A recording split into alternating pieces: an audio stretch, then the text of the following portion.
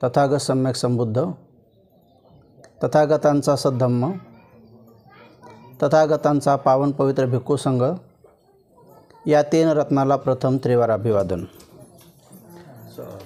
ज्यांच्यामुळे आपणाला बुद्ध धम्म संघ हे 3 रत्न लाभले, ज्यांच्यामुळे आपणा सर्वांना हे सुखाचे दिवस आले, आपल्यावरील सारे विघ्न ज्यांच्यामुळे टळाले, आपल्या सर्वांचे जे सुखकर्ता आणि दुःखहर्ता आहेत असे बोधिसत्व डॉक्टर बाबासाहेब आंबेडकर यांच्या समग्र धम्मक्रांतीला शेवटच्या श्वासापर्यंत समर्पित राहतो.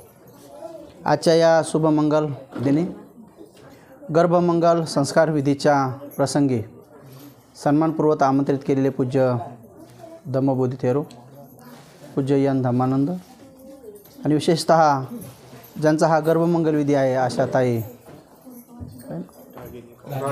रागिनी पवार, त्याचबरोबर त्यांचे धर्मवान पती पवार साहेब व संपूर्ण पवार परिवार, त्या ठिकाणी आप्तेष्ट उपस्थित उपासक उपासिका, बालक आणि बालिकांनो,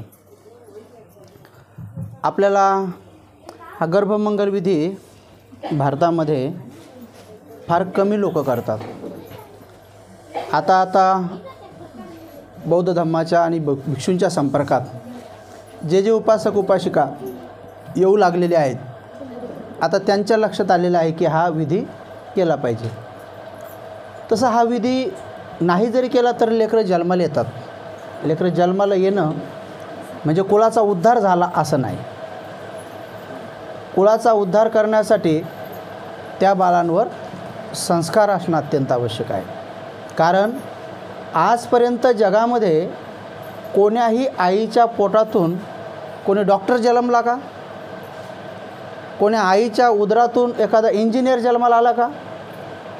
किंवा एखाद्या आईच्या पोटातूनच एखादी नर्स जन्माला आली की एखादा मौला किंवा एखादा तत्त्वज्ञानी, तत्त्ववेत्ता किंवा राष्ट्रपती, पंतप्रधान असं कोण जन्माला आलं का? नाही. तर आईच्या कुशीतून एक सत्व बाळ जन्माला येतं. आणि जशा प्रकारे कुंभाराने एखाद्या मटक्याला जसं पाहिजे तसा आकार द्यावा, तसं हे संस्कार नंतर त्या बाळाला आकार देतात. तर गर्भाशयातलं बाळ हे भंतेजीने सांगितल्याप्रमाणे 3 महिन्यापासून बुद्धाने ही विधी शिकवलेली आहे. तसे ह्या 2 विद्या सांगितलेल्या आहेत. 3 महिन्याच्या अगोदर म्हणजे पहिल्या दिवसपासून तर 3 महिन्यापर्यंत गर्भसुरक्षा विधी सांगितलेली आहे. गर्भसुरक्षा विधी तुम्हाला डॉक्टर लोक सांगतात, म्हणजे गर्भाचं सुरक्षा केली पाहिजे. कारण 3 महिन्यामध्ये गर्भपात होण्याची जास्तीत जास्त शक्यता असते. त्यामुळे डॉक्टर लोक तुम्हाला गर्भ सुरक्षित कसा करायचा तर ते सांगतात. हे आम्ही त्रिपिटकात वाचलेलं आहे की 3 महिन्याच्या अगोदर गर्भ सुरक्षित कसा करायचा. तर ते डॉक्टर तुम्हाला सांगतात की अति उष्ण खाऊ नका, अति थंड खाऊ नका, अति शिळं खाऊ नका, अति उंच जागेवर चढू नका, अति खोलवट जागेवर चढू नका, मोठं वजं उचलू नका, असंच सांगतात. जसं की अति उष्ण म्हणजे गरम म्हणजे चुलीवरलं नाही. गरमचा अर्थ होतो की ज्या पदार्थामध्ये गरमी आहे, जसं की पपई खाऊ नका, मच्छी खाऊ नका, आहे का नाही, किती गर्भपात होईल म्हणून डॉक्टर लोक तुम्हाला सांगतात. ही गोष्ट बुद्धाने त्या काळात सांगितलेली आहे की 3 महिन्याच्या आत जर बाळ तुम्हाला सुरक्षित करायचं असेल तर अशा प्रकारचे पथ्य पाळा. आणि 3ऱ्या महिन्यापासून तर पुढं चक्क 9व्या महिन्यापर्यंत म्हणजे टोटल 7 महिने संस्कार बनतात. आणि 3ऱ्या महिन्यात हा संस्कार केला जातो जास्तीत जास्त. 3रा महिना, 4था महिना, 5वा महिना, 6वा महिना, 7वा महिना, 8वा आणि 9वा असे टोटल 9. त्याला तुम्ही ओटी भरायचा कार्यक्रम पण म्हणतात कधी 7व्या. आता हे संस्कार यांनी आज असा केला, पण जर यांना धम्माबद्दल गोडी नसती तर बरेच लोक 7व्या महिन्यामध्ये ओटी भरतात. त्या पोरीला हिरवी साडी घालतात, हिरव्या तिला बांगड्या घालतात, हिरवा चुडा घालतात आणि हिरवी चोळी घेतात आणि तिला अशी ओटी भरतात.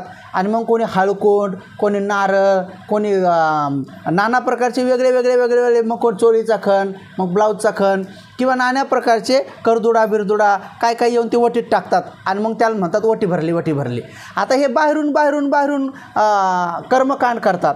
आता खरं पाहता या बाहेरच्या वस्तूनं ओटी भरतात का? ओटी तर अगोदरच भरली 9 महिन्यापूर्वीच. आता बाहेरून काय भरणार तरी? ओटी तर 9 महिन्यापूर्वीच भरली गेलेली आहे ना. बाळा तर ओटीतच आहे ना. फार आम्हाला त्या काळामध्ये एक कविता होती, यशवंत मनोहरांची एक कविता होती की त्यांचा जन्म कसा झाला तर त्या कवितेमध्ये सांगतात ते की दो जीवाची माये म्हणे गेली दूरच्या शेताला, दो जीवाची माय म्हणजे दोन जीव म्हणजे पोटातलं बाळ, तर दो जीवाची माये म्हणे गेले दूरच्या शेताला, आणि पोटा पाण्याच्या वडीनं जीव कामात गुंतला. पोटा पाण्याच्या वडीनं जीव कामात गुंतला, आणि पोटा आलेल्या वटीवर धतुड्याची एक वटी. आता बघा याचा अर्थ काय होतो, पोटा आलेल्या वटीवर धतुड्याची एक वटी, म्हणजे पोट आलेले म्हणजे जे गर्भ आहे का नाही, तर पोटा आलेल्या वटीवर म्हणजे त्याच्यावर एक दुसरी वटी, कोणती, धोत्राची वटी. आपण नाही का कापूस याचायला करतो वटी अशी बनवत नाही का, वटी बनव आपण म्हणतो ना, म्हणून त्यांनी तसं लिहिलं की पोटा आलेल्या वटीवर धतुड्याची एक वटी, एकीमध्ये गर्भताना एका कापसाच्यासाठी. म्हणजे कळलं तुम्हाला वटीचा अर्थ काय केलेला आहे कवीनं, की एका वटीमध्ये बाळ आहे आणि एक कापसासाठी आहे. धोता आपल्या पोटा आलेल्या वटीवर धतुड्याची एक वटी, एकीमध्ये गर्भताना एक कापसाच्यासाठी. बोंड बोंड येचतांनी झाली दुपार इवर आली, आणि माय गेली सावलीला झोपाला त्या तुरी खाली. आणि घास कुटं का खाऊन जरा टेकविली पाठ, एका एकी आल्या काळा हात पाय झाले ताठ. पुढं काय झालं त्याचं माईला नव्हतं भानं, जणू पडलं वासरू बिनवारसी उतानं. जेव्हा आसुदीवर आली तेव्हा कुसरिकामी झालेली, आणि मातीवर वल्ला गोळा माती तोंडात गेलेली. झाला तो हा जन्म तो माती तोंडात घेऊन, आणि मोठा झाला सय्यावडा धान मातीचं खाऊन. म्हणून बाळा मातीसाठीच जगावं, मातीसाठीच मारावं, बाळा माती लय थोरं तिला कसं विसरावं, अशी कविता होती बघा. आठवली मला ती लय लहानपणी 10वी 11वी होती वाटते, मला वाटलं चुकते का काय, पण ती आली बरोबर झाली. तर एवढी त्याच्यामुळे सांगतो की हे वटी भरण्याचे प्रोग्राम जे आहे ना, हे अंधश्रद्धा आहे, ते कर्मकांड आहे.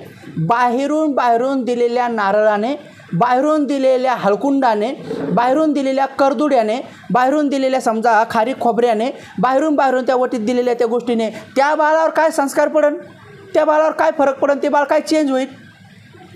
पण मात्र आईला फूल टाकायला लावल्याने, बाबाला फूल टाकायला लावल्याने, दोघा जणाला गुडघावर बसायला लावल्याने, दोघाला हात जोडायला लावल्याने, दोघांना वद्दर करायला लावल्याने, दोघांकडून पंचशील ग्रहण केल्याने, आणि दोघांना थोडंसं प्रवचन ऐकल्याने, आणि दोघांना दान द्यायला लावल्याने, ह्या सगळ्या गोष्टीमध्ये बाळ मात्र आईच्या गर्भाशयात असल्यामुळं त्याच्यावर ते संस्कार पडतात.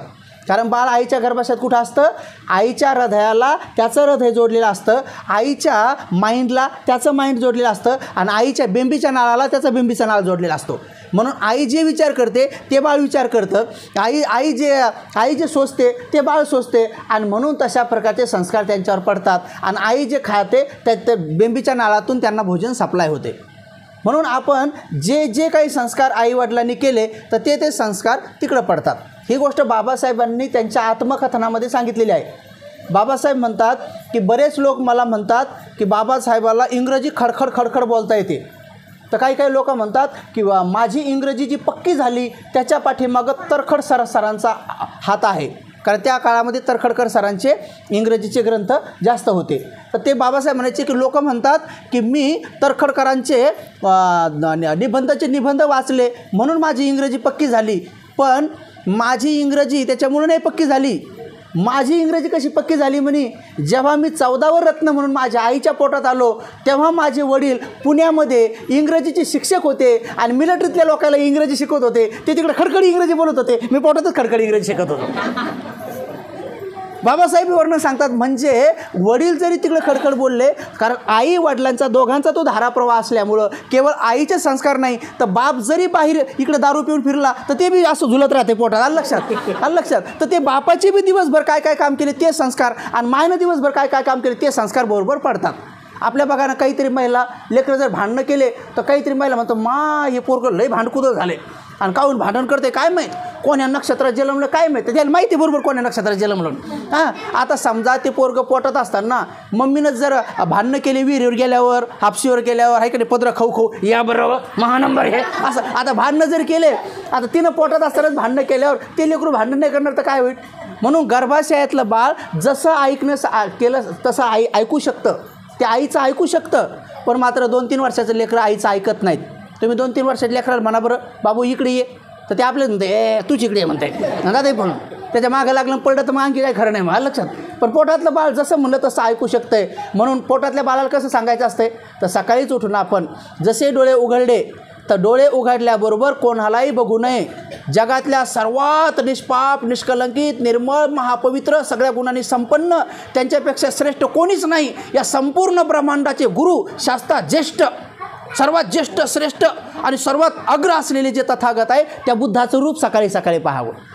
आणि बघा तुम्ही सकाळी उठल्याबरोबर तुम्ही बुद्धाचंच रूप पहा, बुद्धाचे डोळे बघा तुमच्या बाळाचे डोळे काही दिवसानं तसे होतात की नाही. म्हणून पहिलं बुद्धाचं रूप पाहावं. प्रत्येक स्त्रीनं आता समजा एखाद्या बाईनं जर लग्न झाल्याबरोबर गेले देवाला आणि लग्न झाल्यानंतर बी गेले देवीला आणि दोघं नवरा बायको गेले लग्न झाल्याबरोबर आणि देवीच्या दर्शनालाच गेले आणि देवी म्हणजे देवी अशी होती एकदम अशी वटवट डोळ्याची फेफरट नाकाची आणि जीभ बाहेर पडेल अशी देवी. आता अशी देवी लग्नात पाहिली आणि तशी देवी लग्न झाल्यावर बी पाहिली आणि तशी देवी गर्भधारणा झाल्यावर बी पाहिली आणि तशी देवी पाहिल्यामुळे त्याला सेम देवीसारखीच पोरगी झाली. त्या पोरीला काही म्हणलं इकडे येतं म्हणते आपण मला पोरी तर काम करते म्हणते तिला मग तिकडे काऊन जाते म्हणते म्हणलं ही पोरगी असे काऊन करते म्हणतीची असे काऊन करते. मिळालं तुम्ही देवी पाहिली मग पोरगी झाली म्हणलं आता बरोबर आहे. तुम्ही जर असे गुपचूप बाबासाहेब पाहिले असते अभ्यास करताना तर पोरगं गुपचूप अभ्यासाला बसलं असतं. हे एक म्हातारी आली मला म्हणते जी तुमचं पटलं म्हणे मला आता तुमच्या वयाचे नातू आहेत म्हणे मला आता जेव्हा आम्हाला गर्भधारणा चालली तेव्हा तुम्ही जन्माला नव्हते आले म्हणे पण आता काय फायदा म्हणे. तर मी त्या टायमात विक्रल वेताम नावाची सिरियल पाहिली माझं पोरगं तसंच झालं म्हणे विक्रल वेतामसारखं ती वेताळासारखंच उड्या मारताय म्हणे बरोबर आहे म्हणे तुमचं म्हणे. तर जसं मायबापाने संस्कार टाकले तसं ते बनतं आहे. तर मायबापाने सकाळीच उठून जर महाकारुणिक तथागत जर पाहिले आणि आता त्यांना काही ऐकायचं आहे तर कोणाचाही शब्द ऐकू नाही. कारण या संसारातले सगळे लोक राग द्वेष मोहानं भरलेले आहेत आणि म्हणून कोणाचा जर शब्द ऐकला तर तो राग द्वेष मोहानं भरलेलाच येतो. म्हणून तुम्ही तथागतांचं वचन पहिल्यांदा ऐका. लगेच घरात काहीतरी टाकून द्यायची वंदना टाकून द्यायची आणि सकाळी उठल्याबरोबर पहिलं बुद्धवचन ऐकायचं. तुम्ही ऐकलं की ते बाळ ऐकते म्हणजे पाहताना महाकारुणिकाला पहिल्यांदा पहा ऐकताना महाकारुणिकांची वाणी पहिल्यांदा ऐका. आता तुम्हाला बोलायचं आहे तर बोलायचं असल्यावर मी काही नका बोलू कारण तुम्ही काही जरी बोलले तर ते राग द्वेष मोहाचंच असणार आहे. त्याच्यामुळं काय करा की झोपातून उठल्याबरोबरच पहिलं बुद्धाचं वचनच बोलून टाका. लगेच नमो तस्स भगवतो अरहतो सम्मा संबुद्धस्स आणि लगेच नवरा बायको एकमेकाला जरी भेटलं सकाळीच झोपातून उठले की दोघं दिसतील एकमेकांना तर पहिले नवऱ्यालाच म्हणायचं नमो तस्स भगवतो अरहतो सम्मा संबुद्धस्स जय भीम आणि मग कामाला लागायचं. पहिलं हे वचन म्हणा. बघा तुमचं बाळ पुढं चालून इतकं नम्र बोलणार निघते का नाही. कोणाचं ते भांडण लावत नाही चुगल्या लावत नाही. नाही तर कितीतरी महिला पाहिल्या तुम्ही असं चुटकून चुगल्या लावतात असं कानोकान खबर कळू देत नाही असं कधी चुगली लागली कळू देत नाही. आणि चुगल्या लावून आपल्या घरी कानुसा घेतात की भांडण कधी होते तिकडं सुरू घडी विचारतात कसं काय चाललं रे जायचं कसं काय चाललंय आणि 2 दिवस झालं भांडणच होतं माझ्या चुगलीचा काही प्रयोग खरा झाला नाही बाई चुगली कसं काय लागली नाही असं करमत नाही बायाला असा चुगल्या लावल्याशिवाय.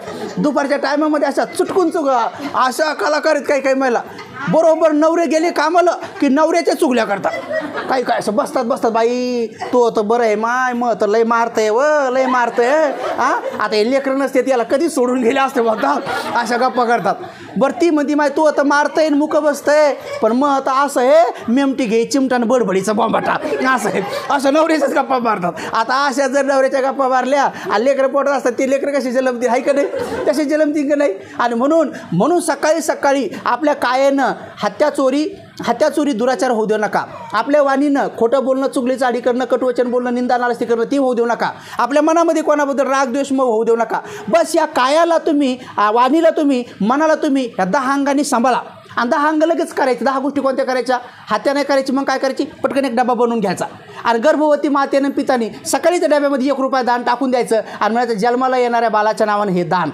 आणि लक्षात रोज करायचं न चुकता करायचं 9 महिने 9 दिवस करायचं रोज करायचं जन्माला येणाऱ्या बाळाच्या नावानं आमचं हे दान.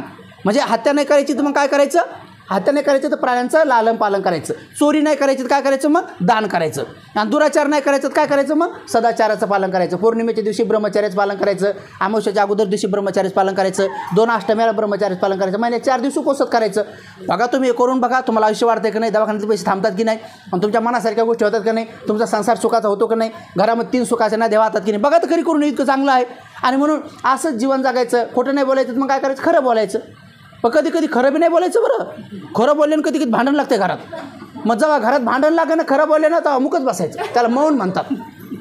खरं बोलल्यानं जर चांगलं होतं असेल तरच बोलायचं नाहीतर मग मुकच बसायचं. आमच्या औरंगाबादला खरं बोलल्यानं संसारच तुटला. नेमकंच लग्न झालं आणि पोरगण पोरगी गेले हनीमूनला दुसऱ्या देशात. मोठ्या अधिकाऱ्याचं पोरगण मोठ्या अधिकाऱ्याची पोरगी. आता तिकडे गेले बाहेर गेल्याबरोबर त्या पोरानं काय केलं बायको नेमकंच लग्न झाले त्या पोरीला फुशारकी मारू लागलं. म्हणे आपण कॉलेजला काय साधेसुधे नव्हतं म्हणे, मी कॉलेजला हिरो होतो म्हणे, हिरो. माझ्या पाठीमागं अशा लय पोरी होत्या म्हणे आणि त्यातल्या 4 माझ्या गर्लफ्रेंड होते म्हणे. ती म्हणे तू आता 4च होते, मग आता 8 होते म्हणे. 8 म्हणले की लगेच असं इकडे आली फार कधी झाली, खरं झाली बरं. ही काय अशी सागावागी गोष्ट आहे, खरी घडी. आता बघा काय गरज होती का खरं बोलायची? काय आहे का नाही? म्हणजे हातानं संसारात वाटोळ करून घेतलं की नाही. म्हणून महिलांनी नेहमी ध्यानात ठेवायचं की खरं बोलल्यावर असं भानगड होत असेल तर मुकच बसायचं. आमच्याकडे एक महिला म्हणे, फंतेजी मी तुम्ही सांगितलं तसंच करते म्हणे, मुकच बसते म्हणे. पण महानवरा असा कलाकार मुक बसलं की तोंडावर मारतोय म्हणे, बोल बोल बोल बोलतोय. मी म्हणलं मुकच बसायचं, 2 दिवस 2 बार खायचा म्हणलं, पण बोलायचं नाही म्हणलं. खरं बोलल्यानं जर भानगड होत असेल तर नाही बोलायचं, आणि खरं बोलल्यानं कोणाचं नुकसान होत नसेल तर बोलायचं, आहे का नाही. चुगलीचं आडीचं नाही बोलायचं, कटुवचन नाही बोलायचं, निंदा नालस्ती नाही करायची. आणि अशा पद्धतीनं आपण वाणीचं काम करायचं. आणि मनामध्ये राग नाही करायचा, द्वेष नाही करायचा, मोह नाही करायचा. कारण राग द्वेष मोह केला तर बाळावरती संस्कार पडतात. म्हणून नित्यनेमाने जसं रोज 1 रुपया दान टाकायचं, बाळ जन्माला आलं की ते पैसे घ्यायचे, आणखी तिथे थोडे पैसे टाकायचे, कोण्या विहाराला नेऊन द्यायचे, कोण्या विपश्यना सेंटरला नेऊन द्यायचे, कोण्या गरिबांना अनाथ आश्रमात नेऊन द्यायचे, वृद्धाश्रमात नेऊन द्यायचे, कोणी बिमार असतील त्यांना दवा पाणी द्यायचं. बघा तुमचं लेकरू 18 वर्षात नोकरी लागते की नाही. ज्यांचे मायबाप गर्भाशयात असताना बाळाच्या नावानं रोज दान टाकतात आणि जन्मल्याबरोबर त्याच्या नावानं ते दान करतात, त्याच्या हाताला लावून, तर ते बाळाचे संस्कार असे होतात. त्याला 18 वर्षामध्ये नोकरी लागते, कारण की त्याने हे पुण्यकर्म केलेलं आहे, त्याने दान केलेलं आहे, म्हणून त्या दानाचा त्याला परिणाम आहे.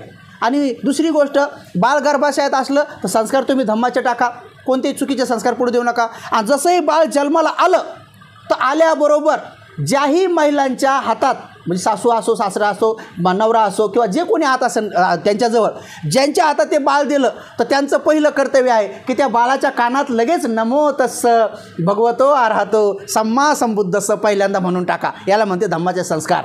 धम्माचे संस्कार. पण आता आपल्या जुन्या महिला तसं करत नव्हत्या. जुन्या महिला काय करायच्या, पोराच्या कानं फुकून घ्यायच्या. एका ठिकाणी मला नेलं आणि एक कान फुकणारी बाई बी आणली, आणि ती बाई माझ्या पुढंच चालली होती, धडधडक धडधडक धडधडक धडधडक. मी म्हणलं बाबा तुमच्याकडे कान फुकायची डिग्री कुठली आहे म्हणलं, कुठून तुम्ही कान फुकायची डिग्री आणली? आणि त्या घरच्या लोकांनी काय केलं, ती लेकरू माझ्याकडे द्यायच्याऐवजी त्या कान फुकणाऱ्या बाईकडेच दिलं. आता त्या बाईनं ती लेकरू घेतलं आणि माझ्या पुढंच कान फुकले. कसे कान फुकले माहिती आहे का? म्हणे कान्या कान्या कुर आणि म्हशी गेल्या दूर, पाय कान फुकले. म्हणजे कन्या कन्या कुर आणि म्हशी गेल्या दूर, म्हणजे कन्या कन्या खाईन म्हशीकडे जाय, याचा अर्थ असा. मी म्हटलं अरे अरे अरे अरे अरे म्हणलं हे मंत्र तर चुकला. मी पुन्हा ते लेकरू माझ्याजवळ घेतलं आणि त्याच्या दुसऱ्या कानात मंत्र म्हटला मी. म्हणलं ह्या आईचा मंत्र निघून जाय, हे आता कान्या कान्या कुरवाला मंत्र इकडे, ह्यो कान्या कान्या कुरवाला मंत्र निघून जाय आणि माझा मंत्र याच्या हृदयात जाय. म्हणलं बाळा, म्हणलं तू कान्या कान्या नको खाऊ, तू पेढे पेढे खाय आणि इलायतीला जाय. म्हणलं तू पेढे पेढे खाय आणि अमेरिकेला बी जाय. बाळा म्हणलं तू पेढे पेढे खाय आणि लंडनला बी जाय, पण तिथून आल्यानंतर आपल्या मायबापाकडे बी पाहाय आणि आपल्या समाजाकडे बी पाहाय, आपल्या समाजाकडे पाहाय. असा मंत्र त्याच्या कानात म्हटला मी. मला लक्षात आहे, कान्या कान्या कुरवाला कशाला म्हणलं पाहिजे की म्हशी जाऊ द्या ना दूर, आपल्याला काय करायचं म्हशीची. आपले लेकरं चांगले शाळेत टाकले पाहिजे, इंग्रजी माध्यमात टाकले पाहिजे. आणि म्हणून नित्यनेमानं आपण धम्माचे संस्कार टाका, कारण बाबासाहेबाच्या पुण्यानेच आपल्याला सगळं प्राप्त झालेलं आहे. मायमावल्यांनो, तुमच्या जर कोणाच्या लक्षात चुकून असं असन तर 5 मिनिटामध्ये मी प्रवचन समाप्त करतोय. 2 उदाहरणं तुम्हाला सांगतो. चुकून बुकून जर तुमच्या लक्षात असं असन की आपला उद्धार दुसरं कोणी केला, आपला उद्धार कोणच नाही केला. आपला उद्धार केवळ आणि केवळ महापुण्यवान सुभेदार रामजी बाबांचा एक भिवा नावाचा पुत्र, भीमाईच्या कोशीमध्ये उगवलेला हिरा, हा कोहिनूर हिरा, या बाबामुळंच आपलं कल्याण झालेलं आहे. बाकी कोणामुळं आपलं उद्धार झालं नाही. ना देव, ना देवी, ना ईश्वर, ना परमेश्वर, ना आत्मा, ना परमात्मा, ना कोणीच, ना जागृत देव, ना कोणी नाही धावलं. केवळ बुद्धामुळं आपलं दुःखमुक्ती झाली आणि तो मार्ग बाबाने आपल्याला सांगितलेला आहे. पण तरी काही लोकांच्या लक्षात येत नाही. तर एकदा मी असं शिर्डीला गेलो आणि पंढरपूरच्या शिर्डीच्या तिथं माझं प्रवचन झालं.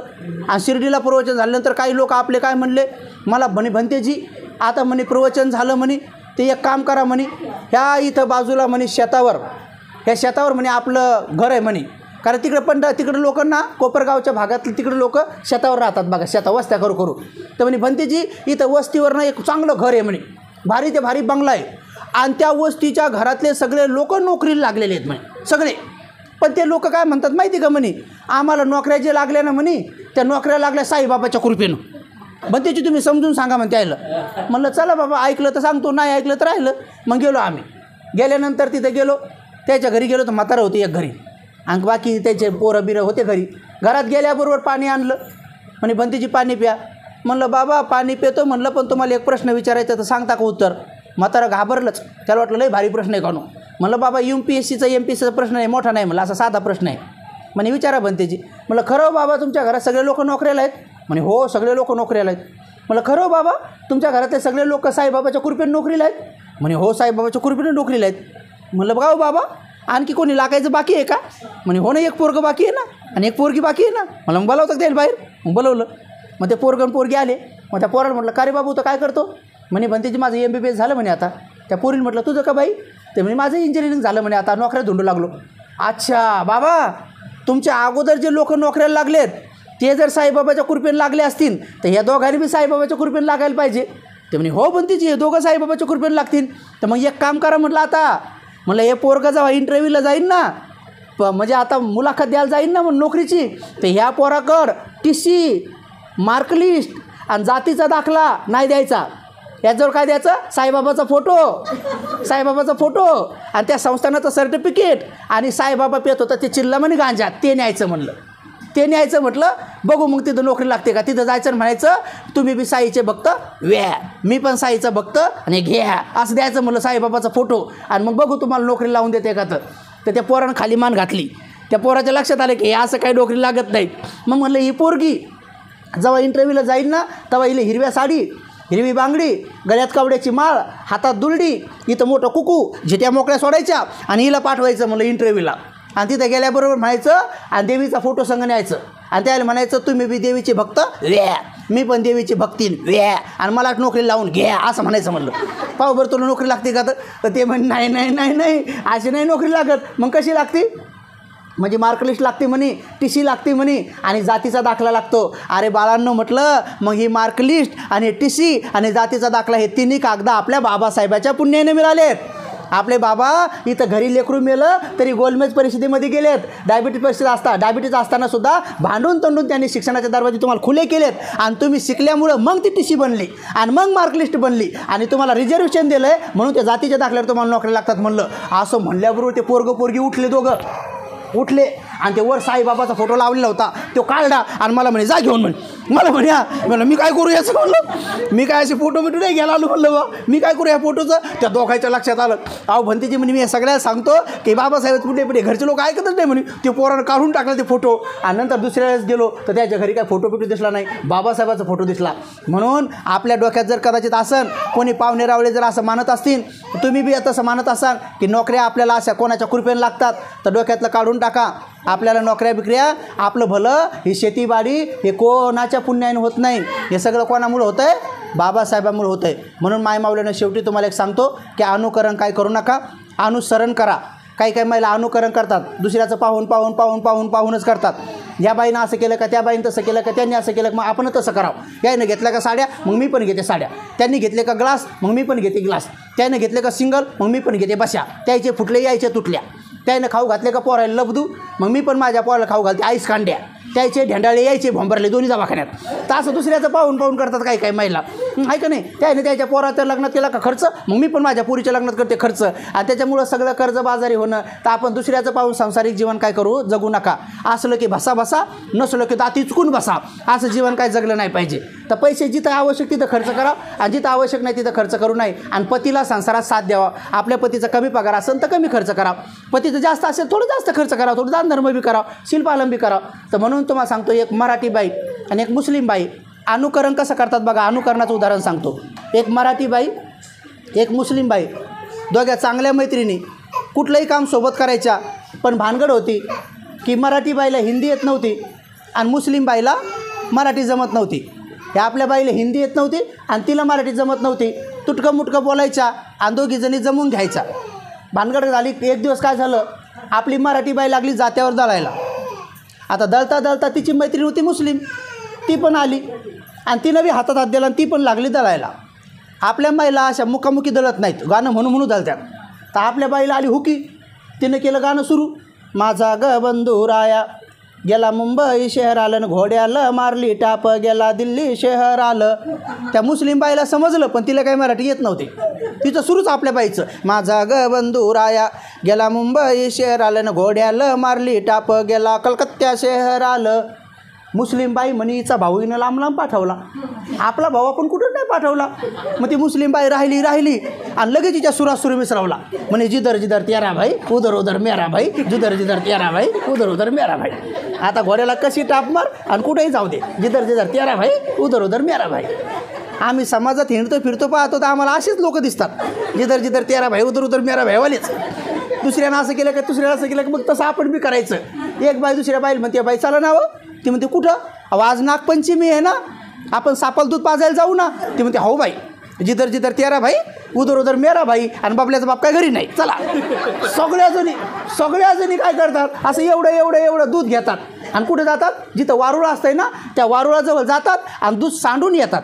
आणि खरा साप निघलात पायात पाय गुतून पडते सगळ्या. मग यालाच म्हणतात जिधर जिधर तेरा भाई उधर उधर मेरा भाई. म्हणजे काय करावं काय नाही हे कळतच नाही, फक्त दुसऱ्याचं पाहून. अहो एका ठिकाणी मला नेलं बड्डेला आणि 5 स्टार हॉटेल बुक केली. बघा हे अनुकरण दुसऱ्याचं पाहून. आणि 5 स्टार हॉटेल 2 लाख रुपये खर्च केले, लय मोठा अधिकारी. आणि मला म्हणे भंतेजी मी माझ्या पोराच्या बड्डेवर 2 लाख रुपये खर्च केले. मला वाटलं त्याच्या पाठीत 2 लाख बुक्के माराव. म्हणून एवढे काहून खर्च केले, पोरगं तुम्हाला कुठं टाकायचं शाळेत, महानगरपालिकेत टाकायचं का, नाही म्हणे केम्ब्रिज शाळेत टाकायचं. आता आमच्या औरंगाबादला केम्ब्रिज शाळेची फी 1 लाख रुपये आणि वर्षभर आणखी 1 लाख लागतात. म्हणजे पहिल्या वर्गातल्या पोरावर खर्च 2 लाख रुपये तिथं. आता म्हणलं का हो पोरगं पहिल्या वर्गात टाकलं तर नोकरी कधी लागेल, तर लागेल म्हणजे 20 वर्षानं, म्हणजे 20 वर्षानं. म्हणजे विचार करा तुम्ही, 20 वर्षानं 2 लाख रुपये रोज पकडले दरवर्षी, तर 40 लाख रुपये शिक्षणावर खर्च होणार आहे आणि तुम्ही 2 लाख रुपये बड्डेवर खर्च करू लागले. अहो काय म्हटलं, पुढच्या वर्षी मी येणार नाही, फक्त 10,000 खर्च करा आणि 1,90,000 त्या अकाउंट टाका, त्याच्याच अकाउंट टाका, तेव्हा येईल. 15-20 हजाराचे फुगे आणले आणि काय काय काय काय 10-20 पदार्थ खायला केले आणि केक त्याच्या वजनाचा आणला, पोराच्या वजनाचा. आणि मेणबत्ती लावली भली एवढी मोठी, गोल गोल मेणबत्ती, हे एकदम एवढी मोठी त्याच्यावर. आणि मला म्हणे भंतेची मेणबत्ती कुठं लावू, मी म्हणलं केक सोडून कुठेही लावा, कारण केकवर पकडून पडेल ना म्हणलं. तर मला म्हणे नाही केकवरच लावा लागते. म्हणलं मग लावा केकवर. आता लावली तर माझ्या पुढून पकडून चालली, ती केकवर पडू लागली. आणि नंतर मग मला म्हणे भंतेजी कधी फुकू, म्हणलं नका फुकू, राहू द्या उजेड. नाही म्हणे फुकावं लागते म्हणे. म्हणलं मग द्या फुकून, फुका म्हणलं. आता त्या पोराला मम्मी म्हणे फुक रे. आता पोरगं 1 वर्षाचं आणि मेणबत्ती एवढी, ते म्हणे फू ते काय विजेच ना. म्हणलं एक काम करा, दोघं नवरा बायको पोट दाबा म्हणलं, त्याचा हवा निघन म्हणलं दाबा जोरायला पोट. आता त्या मम्मीने डोळे वाचले, ए पोट्या फुक ना म्हणे. आता फुक म्हणता ते घाई फुकायला गेलं तर लाळच पडली, थुकलं केकवर. अरे बापरे म्हणलं. आता मेणबत्ती पडली, थुका बी पडला. नंतर मला म्हणे भंतेजी फुका कधी फोडू, म्हणलं मी गेल्यावर फोडा. म्हण नाही आत्ताच फोडावं लागतोय. म्हणलं मग फोडा. आता फोडल्यावर अर्धी चमकी केकवर आणि अर्धी आमच्या डोक्यावर. आता आमच्या डोक्यावर चमकी पडली ना तर निघत नाही, तुमची अशी झटकली तर निघून जाते, आमची अशी काढली डबल चिटकते. बाहेर गेल्यावर एक माणूस म्हणे भंतेजी तुम्ही चमक्या लावता का. अरे आम्ही कशाला लावा म्हणलं, तिथे पडली डोक्यात, आम्ही काय चमक्या लावा म्हणलं. बघा चमकी पडली, मेणबत्ती पडली, थुका पडला. आता ज्याचा बड्डे ते बेवस. नंतर त्यानं केक कापल्याबरोबर हॅपी बर्थडे टू यू असं म्हणून ते डोक्यात टोप्या घातलेले पोरं होते. एक पोरगं असं घाई उठलं, दुसऱ्याच्या नाकातच घुसलं ते. आता त्याचा घोळा फुटला आणि ती इकडे येऊ लागलं. म्हणलं तू थांब तिकडं, तू थांब. म्हणलं तू नको तू थांब.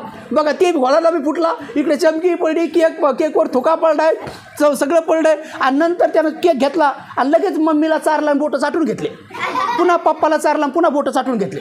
आणि नंतर म्हणे आजीला चार. आता आजी बसली होती अशी मान हलवत. आता आजीला असा केक चारायला गेला तर इथली तंबाखूच घेऊन आला हाताला लावून.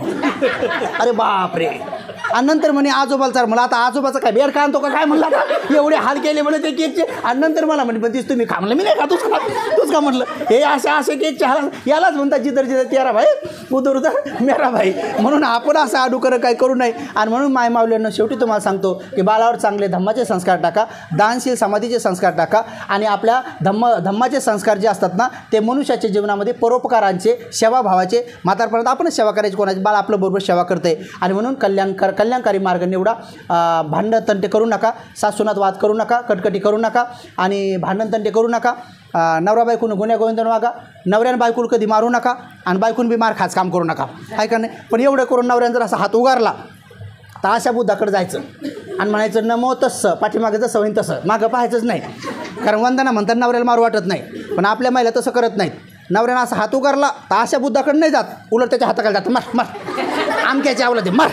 आणि तू हाताखाली मारायचं ना, मार मार मार मार म्हणते. तो पुढं तर रक्ताचा सडा करीन रे, सडा करीन, असं करू करू त्याच्या हाताखाली येतात. मग रे जे नाही ते मारत आहे का रे, असं करावं का? आता मासा बुद्धाकडे जावं का नाही, कशाला भांडण का? काही महिला भल्या कलाकार असं भांडणच करतात. तर आपण भांडण तंटे करू नये, वाद कटकटी करू नये. पण तरी तुम्हाला शेवटचं उदाहरण सांगतो आणि प्रवचन समाप्त करतो. एक बाई अशी होती, जीवनभर नवऱ्याला भांडली. हां, तर असं भांडण तंटा करू नये. जर घरात कर्कट असेल ना, तर तुम्हाला सांगतो भांडणं तंटे दूर होतात. आम्ही लय भारी भारी दवा देतो महिलांना. एका महिला म्हणे पण त्याची माझी सासू सासरे आता आमच्या घरात लय कुरकुर कुरकुर चालते. म्हणलं मग कुरकुर बंद करायची लय भारी विधी आहे म्हणलं आपल्याकडं. म्हणे काय करायचं? म्हणलं नवरा जर भांडकुदळ असन, घरचे लोक भांडकुदळ असन, तर तुम्ही नम्र बना. म्हणलं तुम्ही नम्र बना, तुम्ही सेवाभावी बना, बघा तुमचं घर संसार सुखाचं होतं की नाही. म्हणे काय करू? म्हणलं 15 मिनटं अगोदर नवरा घरी यायच्या 15 मिनटं अगोदर दरवाजात बकेट घ्यायची आणि पाठ टाकायचा आणि नवऱ्याची वाट पाहायची हात जोडून. चेहरा प्रसन्न असला पाहिजे बरं, पोतारल्यासारखं नाही, असं भांडकुदळसारखं नाही. आणि नवरा आला राहिला की असे हात जोडायचे ना, माझे स्वामी या, स्वामी या, आणि स्वामीला पाठावर उभं करायचं आणि स्वामीचे पाय दाबून आपले धुवून द्यायचे आणि स्वामीचे पाय नंतर धुवून द्यायचे, पुसून द्यायचे आणि नंतर संध्याकाळी दाबून द्यायचे आणि म्हाताऱ्या सासू सासऱ्याची तेल लावून मालिश करायची आणि मग झोपायचं. त्या घरात भांडण होत नाही. असं मी म्हटल्यावर त्या महिलाला पटलं. पण दुसरी महिला उठून माझ्याजवळ आली, म्हणे भंतेजी तुमचं पटलं हो म्हणे, पण तशी सेवा करायला सासू सासरे नवरा गुणी पाहिजे ना म्हणे, तसे गुण पाहिजे ना म्हणे. गुण असलं तर कोणाला कार वाटे, अशा दुर्गुणीचं कोण करण म्हणे. आम्ही म्हटलं बा गुन्हे असो का दुर्गुणी असं, घरात भांडण बंद करायचं ना, करावं म्हटलं. एक बाई तर आली ती म्हणे अहो गुन्ही तर सोड म्हणे, पण पेनारा असला त्याचं काय करावं म्हणे. सांगा बरं भंतेजी म्हणे पेनाऱ्याचं काय करावं. म्हटलं बा पेनाऱ्याचे बी हातपाय धुवावं. असं म्हणा स्वामी या या या, कमी प्या प्या प्या, आणि स्वामीला धरा धरा धरा, अरे स्वामी पडले पडले पडले, अरे स्वामी वकले वकले वकले, जे काय असेल स्वामी म्हणूनच करा म्हणलं. बघा तुमचं स्वामी नीट होतो की नाही. एक बाई म्हणे बा असं तर केलं नाही, जीवनभर मी शिव्या दिल्या म्हणे, रोज माझ्या नवऱ्याला शिव्या देते आणि ते पिऊन येते, आमच्या घरातलं भांडण बंद नाही. पण तुम्ही म्हणतात आता मी काय करते, आज त्याचे पाय धुतेच म्हणे. आणि नवऱ्याला माहीतच नाही घरी काय होणार आहे. ते आज संध्याकाळी असं पिऊन आलं आणि हिनं पाठ टाकून बकेट टाकून वाट पाहत बसली. आणि जसा नवरा जवळ आला तर ह्या बिचारीनं आमचं ऐकून हात जोडले म्हणे स्वामी या, स्वामी या. असं म्हणल्यावर ते चिंग पळूनच गेलं, असं पळालं. त्याला वाटलं दुसऱ्याच घरी आलो काय करून, कारण आपल्या घरी तर रोज भांडणं, आपल्या घरी शिव्या होत्या, आज कसं काय स्वामी स्वामी. ते असं पळालं, लई पळालं. अरे म्हणे धरा धरा धरा धरा, त्याला सांगा आपलंच घरी म्हणून. पुढे त्याला धरून आणलं, सांगितलं स्वामी आपलंच घरी आपलंच घरी. त्याची तर अर्धी उतरलीच पायावर पाणी पडल्याबरोबर. ते असं पाहू लागलं, काहून धुवू लागले म्हणून. 2 दिवस पाय धुवू दिले. तिसऱ्या दिवशी निम्या रात्री उठलं आणि लहान्या पोराला उठवलं. म्हणे बाबू 2 दिवसापासून माझे पाय धुवू लागलेत, पाय पुसू लागले तुम्ही, तर डॉक्टरनं मला जायचा निरोप दिला का काय म्हणे, जाणार आहे का काय, काऊन असं असं काऊन करू लागले म्हणे, मी मरणार फिरणार आहे का म्हणे. ते नाही नाही पापा तुम्ही मरणार नाही म्हणे, ते मम्मीला कोणीतरी भंतीजीने सांगितलं म्हणून मम्मी तसं करू लागली म्हणे.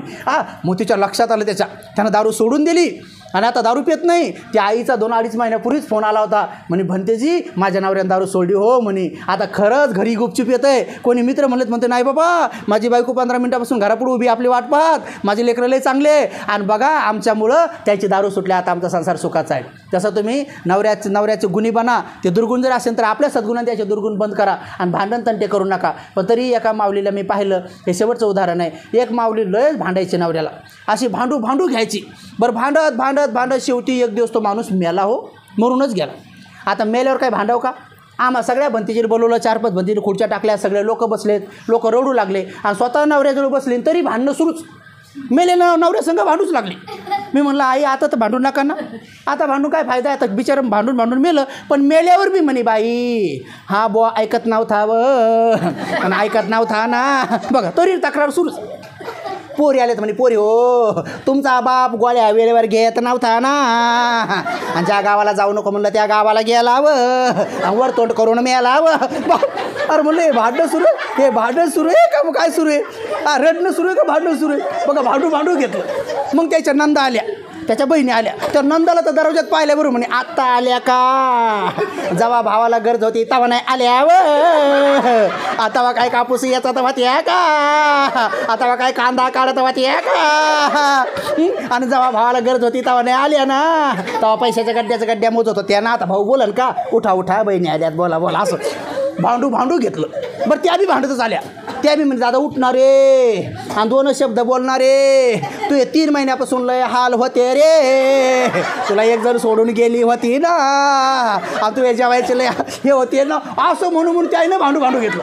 आणि देवानं तुला उचलायच्या ऐवजी तिला काऊन नाही नेलं रे, असं म्हणल्याबरोबर मी म्हणलं भंतीजी इथं भांडण होणार आहे, आपल्या बॅगा घ्यायला आपण इकडून चला, इथं भांडण होण्याची शक्यता आहे, म्हणलं आपण या दरवाजावर जाऊ म्हणलं. असं म्हणल्याबरोबर आणि मग नंतर भांडू घेतलं. बरं ते झालं. मग पोरगा आलं. पोराला म्हणे आत्ता आला का, जेव्हा बापाला गरज होती तेव्हा नाही आला, आणि एवढ्या दिवस काय बायकोच्या खोंगल्यात बसला होता का. ते पोरगा असं पळूनच गेलं. आणि नंतर मग मला म्हणे भंतेजी तुम्हाला एक सांगू का, मी भेदभेदच म्हणलं सांगा बाबा काय नाही, आता आमच्यावर बारी आहे. तर म्हणलं सांगा काय. तर म्हणे भंतेजी मी माझ्या राजाला नाही मागितलं तरी मला बळ दिलं ना, मी कपडे नाही म्हणले तरी कपडे घ्यायचे ना, मला माझ्या राजानं एवढं सोनं घेतलं आणि मग खरं सोनं गेलं. भंतेजी मी आता या सोन्याचं काय करू. मी म्हणलं आम्हाला देऊन टाका. मुकेश बसा ना. आता तुम्ही म्हणले काय करू बरोबर म्हणलं द्या आम्हाला, तिकडे पगोडा बनवायचं म्हणलं बा आम्हाला. तसं भांडू घेतलं. तर असं काही वेळेला भांडकुदळं असतात, तर आपण भांडत करू नये, जीवनामध्ये चांगलं राहावं, आपलं मंगल करून घ्यावं. आज बघा तुम्ही एवढं भिक्खू संघासाठी दान पुण्य केलं, सगळ्यांसाठी भोजनदान केलं. या पुण्याच्या बलानं जे बाळ आहे ते चांगल्या गुणांनी सगळ्या गुणांनी संपन्न हो, मातापिताच्या सेवाभावी हो, आणि जीवनामध्ये खूप सुख संपदा प्राप्त करो आणि आपलं जीवन मंगलमय बनवो. आणि म्हणून आपण नित्यनेमाने पुण्यकर्म करत राहा, सत्कर्म करत राहा. एवढाच उपदेश तुमच्या सर्वांच्या भल्यासाठी देतो आणि धम्मदेश नाही तर समाप्त करतो. सर्वांचं मंगल हो, सर्वांचं कल्याण हो, सर्वजण सुखी हो.